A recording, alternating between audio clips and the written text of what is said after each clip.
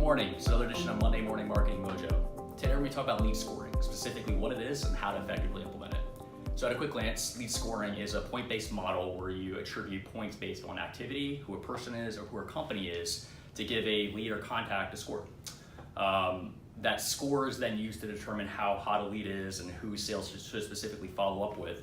But oftentimes these are kind of blanket approaches where a score is put in place, but it's hard to understand how to actually use it and what you should be scoring.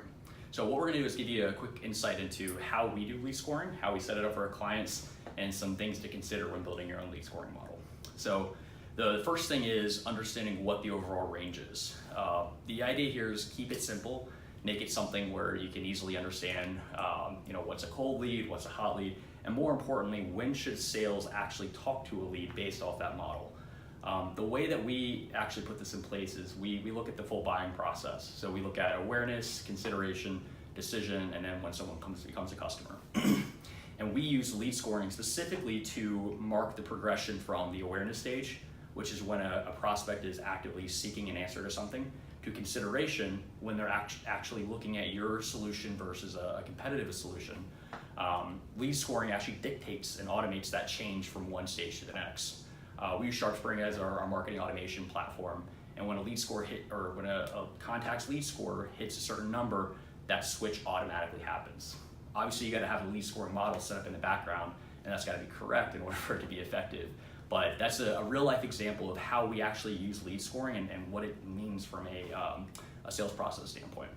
So the model we put into place, it really is broken into two categories. One is the fit, and again, that's the fit of the prospect as well as the company that we're trying to market to.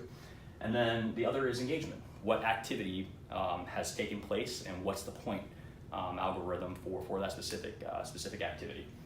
Under fit, you have two different things. First, you have the company fit, right? So the company fit is the organization themselves. Who are they? Do they fit who you're trying to sell to?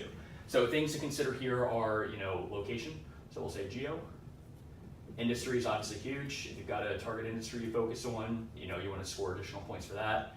Another could be size of company, could be revenue.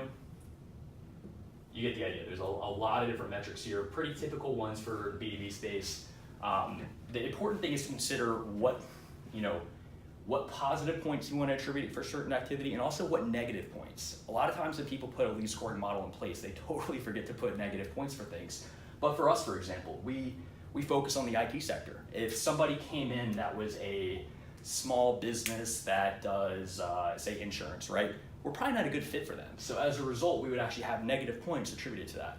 So for us, we actually, on a scale of 1 to 10, we use a +5 for the IT space if we see the company that the lead is associated with is within the IT sector. The other piece is the person. So items to consider here, right? The role. So we often focus on CEOs of companies as well as CMOs, marketing managers, directors of marketing. Those are all positive points for us. But if it was say a network admin, while that might be a good fit for one of our clients, it's not necessarily a good fit for us. So that would potentially be -5 points if they're the wrong role. Another could be is seniority. Do they have decision-making authority? That's not necessarily a bad thing if they don't. They might be an influencer, but if they are at an entry level, they might not have that much influence over the decision itself. So we might not give it negative points for that, but we're not necessarily awarding positive points as well. These are just some examples, but it gives you an idea of how you break that up under the fit as far as the company and the fields on the company fields, and then also on the person side in some of the fields that you can actually attribute points for under that.